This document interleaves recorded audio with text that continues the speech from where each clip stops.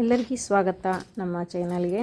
ಇವತ್ತು ಮೈದಾ ಹಿಟ್ಟಿನ ಒಂದು ಸ್ನ್ಯಾಕ್ಸ್ ಮಾಡಿ ತೋರಿಸ್ತಾ ಇದ್ದೇನೆ. ಬರೀ ಮೈದಾ ಹಿಟ್ಟಿನ ಮಾಡಿದ್ರೆ ಚೆನ್ನಾಗಾಗುತ್ತೆ, ಆದರೆ ಆರೋಗ್ಯಕ್ಕೆ ಅಷ್ಟೊಂದು ಒಳ್ಳೆಯದಲ್ಲ ಅಂಥೇಳಿ ಸ್ವಲ್ಪ ಮೈದಾ ಹಿಟ್ಟು, ಅರ್ಧ ಗೋಧಿ ಹಿಟ್ಟು, ಅರ್ಧ ಮೈದಾ ಹಿಟ್ಟು ಹಾಕಿ ಮಾಡ್ತಾ ಇದ್ದೇನೆ. ಒಂದು ಬಟ್ಲು ಮೈದಾ ಹಿಟ್ಟಿಗೆ ಒಂದು ಬಟ್ಲು ಗೋಧಿ ಹಿಟ್ಟನ್ನ ಹಾಕ್ತಾ ಇದ್ದೇನೆ. ತುಂಬ ಚೆನ್ನಾಗಾಗುತ್ತವೆ ಇವು. ಸ್ನ್ಯಾಕ್ಸ್ ಥರ ಮಾಡ್ಕೊಳ್ಬೋದು. 4-5 ಗಂಟೆಗೆ ಮಕ್ಕಳಿಗೆ ಕೊಡ್ಬೋದು. ಸ್ವಲ್ಪ ಬೆಣ್ಣೆ, ರುಚಿಗೆ ತಕ್ಕಷ್ಟು ಉಪ್ಪನ್ನ ಹಾಕಿದ್ದೇನೆ. ಒಂದು ಸ್ವಲ್ಪ ಚಿಟಿಕೆ ಅಂದರೆ ಸೋಡಾನ ಹಾಕ್ತಾಯಿದ್ದೇನೆ, ಅಡುಗೆ ಸೋಡಾನ. ನಂತರ ಚೀಸ್ನ ಹಾಕ್ತಾಯಿದ್ದೇನೆ. ಚೀಸ್ ಹಾಕಲಿದ್ದರೂ ನಡೆಯುತ್ತೆ, ಹಾಕಿದರೆ ತುಂಬ ಚೆನ್ನಾಗಿ ಬರುತ್ತೆ ಅನ್ನೋ ಕಡೆಯಿಂದ ಹಾಕ್ತಾಯಿದ್ದೀನಿ. ನೀವು ಇದ್ದರೆ ಹಾಕ್ಕೊಳ್ಳಿ, ಇಲ್ಲಾಂದರೆ ಹಾಗೆ ಕೂಡ ಬೆಣ್ಣೆ ಹಾಕಿರ್ತೀರಲ್ಲ ಚೆನ್ನಾಗಿ ಬರುತ್ತೆ, ಮಾಡ್ಕೋಬೋದು. ತುಂಬ ಚೆನ್ನಾಗಿ ಟೇಸ್ಟು ಒಂಥರ ಅದರದ್ದೇ ಒಂಥರ ಸ್ಮೆಲ್ ಬರುತ್ತೆ ಚೀಸ್ ಹಾಕಿ ಮಾಡೋದರಿಂದ. ಇದ್ದರೆ ಹಾಕ್ಕೊಳ್ಳಿ, ಇಲ್ಲ ಹಾಗೆ ಮಾಡಿ ನೋಡಿ, ತುಂಬ ಚೆನ್ನಾಗಿ ಬರುತ್ತೆ. ಎಲ್ಲ ಕಡೆ ಚೆನ್ನಾಗಿ ಕಲಿಸ್ಕೊಳ್ಬೇಕು. ನಂತರ ಹಾಲನ್ನ ಹಾಕ್ತಾಯಿದ್ದೇನೆ. ಕಾಸಿ ಆರಿಸಿದ್ದು ಹಾಲನ್ನ ಹಾಕ್ತಾಯಿದ್ದೇನೆ. ನೀವು ಅರ್ಧ ನೀರು ಅರ್ಧ ಹಾಲು ಮಿಕ್ಸ್ ಮಾಡಿ ಕೂಡ ಹಾಕ್ಕೋಬೋದು. ಒಂದು ಸ್ವಲ್ಪ ಹಾಲು ಹಾಕಿ ಕಲಿಸ್ತಾ ಇದ್ದೇನೆ. ಚಪಾತಿ ಹಿಟ್ಟಿನ ಹದಕ್ಕೆ ಕಲಿಸ್ಕೊಳ್ಬೇಕು. ಮತ್ತು ಸ್ವಲ್ಪ ಹಾಲು ಬೇಕಾಗಿವೆ, ಮತ್ತು ಕಲಿಸ್ಕೊಳ್ತಾ ಇದ್ದೇನೆ. ಒಮ್ಮೆ ಮಾಡಿ ನೋಡಿ, ಮಕ್ಕಳಿಗೆ ತುಂಬ ಇಷ್ಟಪಟ್ಟು ತಿಂತಾರೆ.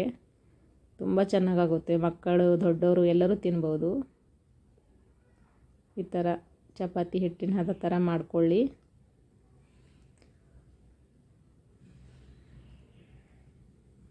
ಒಂದು ಅರ್ಧ ತಾಸು ನೆನೆಯಲ್ಲಿ ಬಿಡಬೇಕು. ಒಂದು ಹಸಿ ಬಟ್ಟೆ, ಒದ್ದೆ ಬಟ್ಟೆನ ಮಾಡಿ ಮುಚ್ಚಿಡಬೇಕು. ನೋಡಿ, ಇಷ್ಟು ಹಾಲು ಉಳಿದಿವೆ. ಇನ್ನು ಎಣ್ಣೆ ಕಾಯಲ್ಲಿ ಇಟ್ಟಿದ್ದೇನೆ ಬಾಣಲೆಯಲ್ಲಿ. ಇವಾಗ ಒಂದು ಅರ್ಧ ಗಂಟೆ ಆಯಿತು. 1 ಗಂಟೆವರೆಗೆ ಬಿಟ್ಟರು ಕೂಡ ಹಿಟ್ಟು ತುಂಬ ಚೆನ್ನಾಗಿ ನೆನೆಯುತ್ತೆ, ಚೆನ್ನಾಗಿ ಬರುತ್ತವೆ. ಸ್ವಲ್ಪ ಹುಳಿ ಥರ ಮಾಡಿಕೊಂಡು ಲಟ್ಟಿಸಬೇಕು. ನಮ್ಮ ವಿಡಿಯೋಗಳು ಇಷ್ಟ ಆದರೆ ಲೈಕ್ ಮಾಡಿ, ಶೇರ್ ಮಾಡಿ ಇನ್ನೊಬ್ಬರಿಗೂ. ಇದೇ ಥರ ವಿಡಿಯೋಗಳಿಗಾಗಿ ಸಬ್ಸ್ಕ್ರೈಬ್ ಮಾಡಿ. ನೋಡಿ, ಈ ಥರ ಚೆನ್ನಾಗಿ ಲಟ್ಟಿಸಬೇಕು. ತುಂಬ ತೆಳುವಾಗಿ ಲಟ್ಟಿಸಬಾರ್ದು. ಅಷ್ಟು ಚಪಾತಿ ಹಾಗೆ ನಾವು ಮೀಡಿಯಮ್ ಮಾಡಿರ್ತೀವಿ, ಚಪಾತಿ ಅದಕ್ಕೆ ಲಟ್ಟಿಸ್ಬೇಕು. ಸುತ್ತಲಿರೋದೆಲ್ಲ ತೆಗೆದು ಈ ಥರ ಚೌಕಾಕಾರ ಕಟ್ ಮಾಡಿಕೊಂಡು ಒಟ್ಟಿಗೆ ಕಟ್ ಮಾಡಿ ಎಣ್ಣೆಲಿ ಹಾಕಬೇಕು. ನೋಡಿ, ಈ ಥರ ಇರಬೇಕು.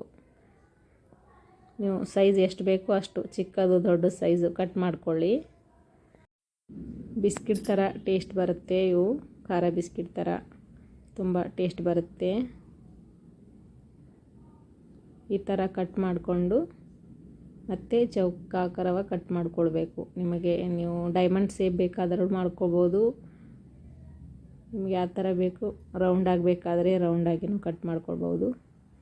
ನೋಡಿ, ಈ ಥರ ಎಲ್ಲ ಕಟ್ ಮಾಡಿಕೊಂಡು ಈ ಥರ ತೆಗೆದು ಬಿಡಬೇಕು. ಒಂದು ಕಡ್ಚಿ ಸಹಾಯದಿಂದ ಒಟ್ಟಿಗೆ ತೆಗೆದು ಎಣ್ಣೆಯಲ್ಲಿ ಕರಿಬೇಕು.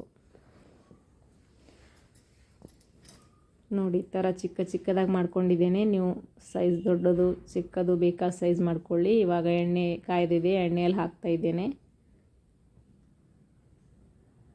ಸ್ವಲ್ಪ ಸ್ವಲ್ಪ ಹಾಕಬೇಕು. ಒಟ್ಟಿಗೆ ಹಾಕಿದರೆ ಎಣ್ಣೆ ಎಲ್ಲ ಕಡೆ ಚಿಡುತ್ತೆ.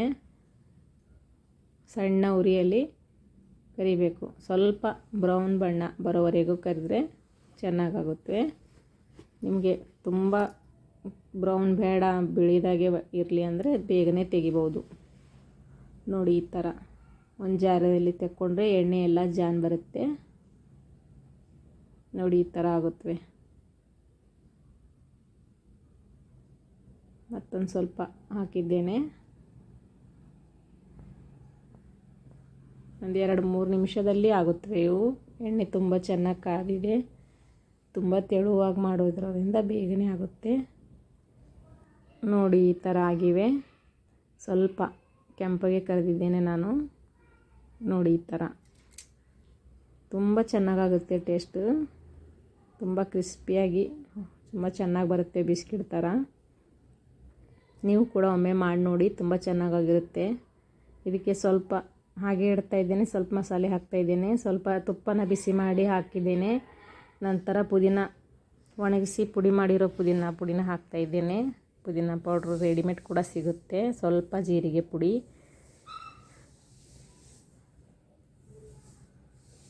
ಸ್ವಲ್ಪ ಉಪ್ಪು, ಅದು ನೀವು ಬೇಕಾದರೆ ಚಾಟ್ ಮಸಾಲ ಅದು ಹಾಕ್ಕೊಂಡು ಚೆನ್ನಾಗಿ ಕಲಿಸ್ಕೊಳ್ಳಿ. ಇಲ್ಲ ಮೆಣಸಿನ ಪುಡಿ ಕೂಡ ಹಾಕ್ಕೋಬೋದು, ಕಾಳು ಮೆಣಸಿನ ಪುಡಿ ಖಾರ ಬೇಕಾದರೆ. ನಾವು ಪುದೀನಲ್ಲಿ ಖಾರ ಬರುತ್ತೆ, ಅದಕ್ಕೆ ಪುದೀನ ಪೌಡ್ರ್ ಹಾಕಿರೋದ್ರಿಂದ ಹಾಕಿಲ್ಲ.